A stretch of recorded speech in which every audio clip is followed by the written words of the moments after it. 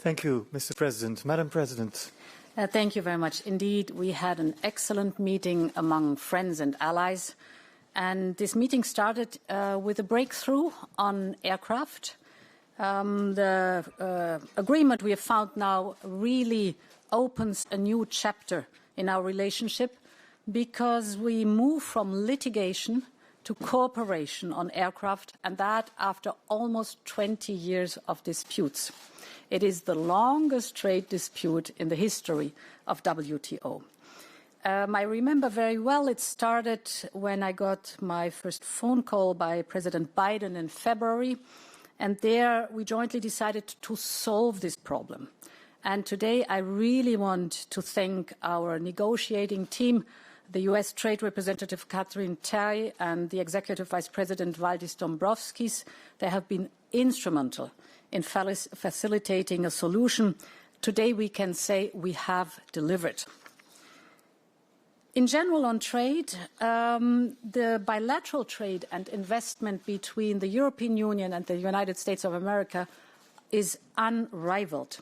Despite the pandemic, trade between the European Union and the US was worth almost €1 trillion in 2020. And to preserve this, we discussed that we need to adapt to an even more competitive and more diversified global environment. And therefore, we decided to establish a EU-US Trade and Technology Council.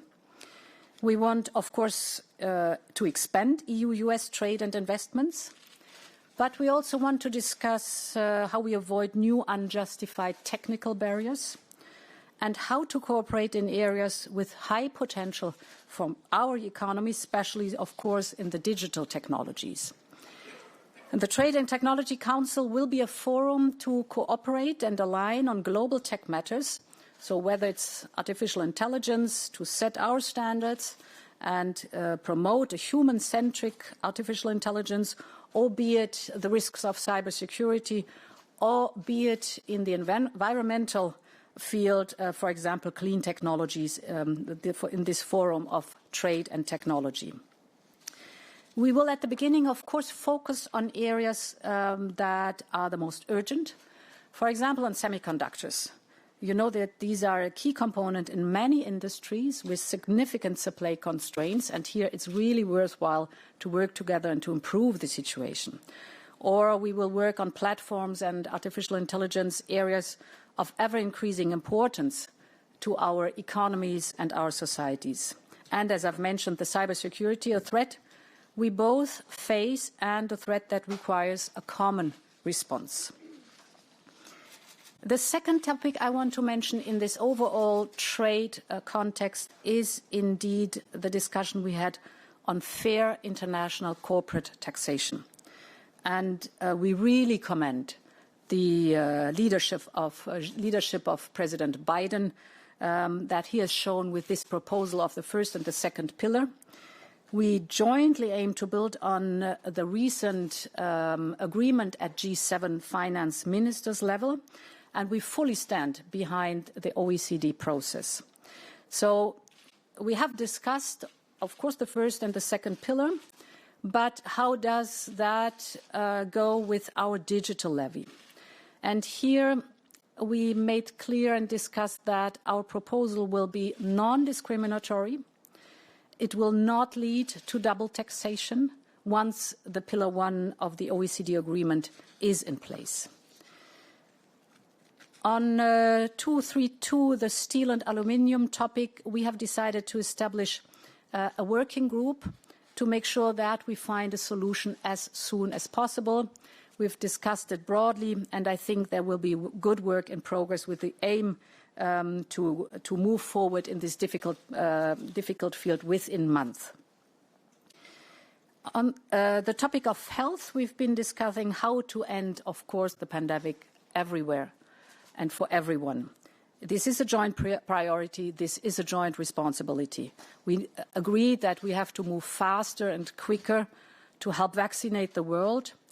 To get there, and you know all the issues we had in the past 6 months to get there, we decided to establish a EU-US vaccines task force to really work on the details, if there are bottlenecks in the supply chains and other issues. It will help to identify and solve problems that are connected to the production of the vaccines or also production of therapeutics. And we agreed that it is necessary to cooperate much more to build capacity worldwide in regions where there is no production capacity right now, but where we need over time the possibility to manufacture vaccines. There was clarity that for that it is necessary not only to bring private investment and de-risk this private investment into these regions, but also the question of how to transfer technology know-how to these regions, so the whole discussion around the TRIPS agreement. And finally, that we jointly commit to maintain supply chains open and maintain supply chains secure, because these ingredients are necessary if you want over time to establish new manufacturing capacities and really create these new ecosystems in regions where they haven't been so far. Another major step forward is that we will now work together more closely on the big questions on how to reform WHO. We know that for the World Health Organization, a renewed engagement is necessary. We know that WHO needs stronger capacities for the detection of outbreaks, for example, of COVID-19, the early notification, the early warning system, to really speak of preparedness and appropriate response. And here the investigative power of WHO must be increased. We've learned our lessons from the past. We know that we lost time at the beginning of the pandemic, and this should not happen anymore. On climate change, the European Union and the US are natural partners in the fight for our planet's future. And science tells us very clearly that we have to hurry up. We need to do more, and we need to do it quickly. So I'm very pleased that we are establishing today a EU-US higher-level climate action group.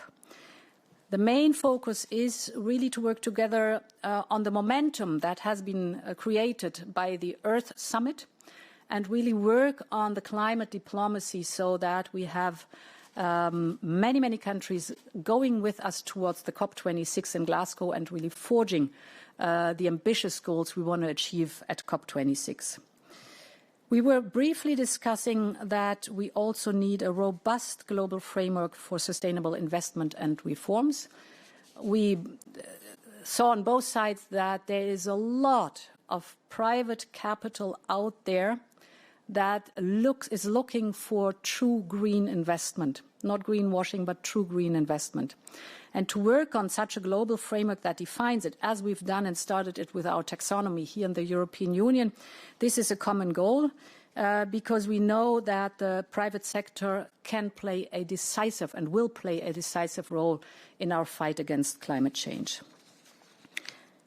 Embedded in this is the fact that if we want to fight climate change, if we want to be successful, then we need innovation and technologies.